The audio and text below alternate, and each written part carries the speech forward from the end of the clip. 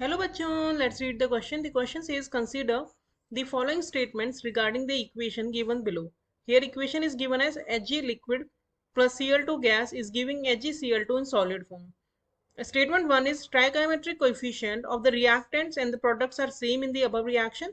The rate statement 2 says rate of reaction is equals to minus delta Hg by delta T and is equals to minus delta Cl2 by delta T is equals to delta HgCl2 by delta T.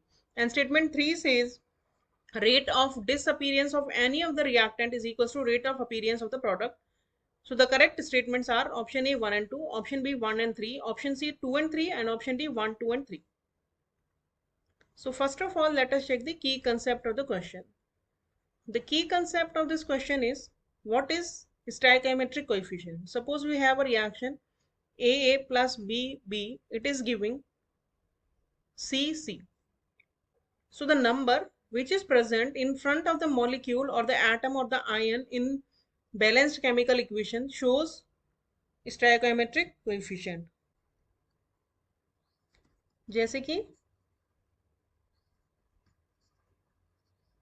ये जो हमने equation लिखी है इसमें a के आगे लिखा है a small a, तो this is the stoichiometric coefficient for A, this is the stoichiometric coefficient for B and this is the stoichiometric coefficient for product C.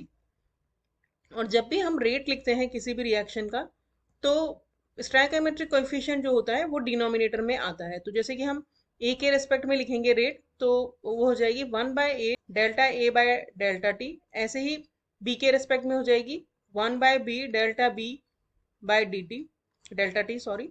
और सी के रेस्पेक्ट में हो जाएगी 1/c delta C by delta T. यहाँ पे जो ये minus sign है ये दोनों रिएक्टेंट के सामने इट इज शोइंग के जो कॉन्सेंट्रेशन जो होती है रिएक्टेंट की वो कम हो रही है विद टाइम। और प्रोडक्ट में हम माइनस नहीं लगाते क्योंकि प्रोडक्ट विद टाइम इंक्रीज होता है। तो अब अगर जो हमने की कंसेप्ट में देखा है उसके बेसिस पे हम गिवन क्वेश्चन का सोल्यूशन देखें तो हमें जो इक्वेशन दी है वो दी है Hg है लिक्विड की फॉर्म में प्लस Cl2 है गैस की फॉर्म में और इससे बन रहा है HgCl2 सॉलिड की फॉर्म में। यहाँ पे हम देखें एक तरह से तो 1 है, यहाँ पे भी अगर हम देखें तो 1 है और यहाँ पे भी अगर हम देखें तो 1 है, यानी कि स्टोइकोमेट्रिक कोएफिशिएंट इस क्वेश्चन में रिएक्टेंट और प्रोडक्ट्स के बराबर हैं। तो यानी कि जो फर्स्ट स्टेटमेंट है वो हमारा करेक्ट स्टेटमेंट हो गया। सेकंड में हमें रेट दी है तो रेट जब हम निकालते हैं तो रेट कैसे निकालते हैं हमने की कंसेप्ट में देखा है स्टोइकोमेट्रिक कोएफिशिएंट से डिवाइड करना होता है, लेकिन क्योंकि सबका ही स्टोइकोमेट्रिक कोएफिशिएंट 1 है तो रेट हो जाएगी minus delta Hg by delta T is equals to minus delta Cl2, क्योंकि रिएक्टेंट के लिए माइनस लगाते हैं तो minus delta Cl2 by delta T is equals to delta HgCl2 by delta T. तो इससे हम रेट निकाल लेंगे। तो रेट जो क्वेश्चन में हमें दी है वो सेम ही दी है, यानी कि सेकंड स्टेटमेंट भी करेक्ट है।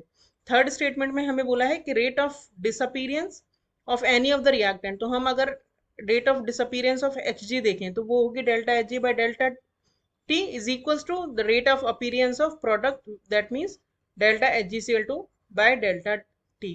तो यानी rate of disappearance of reactant is equals to rate of appearance of product. तो थर्ड स्टेटमेंट भी करेक्ट स्टेटमेंट है। अगर स्टोइकोमेट्रिक कोएफिशिएंट इनके लिए अलग अलग होता तो रेट जो अपीयरेंस और डिसअपीयरेंस की है वो डिफरेंट हो सकती थी, क्योंकि यहाँ पे स्टोइकोमेट्रिक कोएफिशिएंट तीनों के लिए सेम है, इसीलिए रेट ऑफ डिसअपीयरेंस और अपीयरेंस सेम ही आ रही है।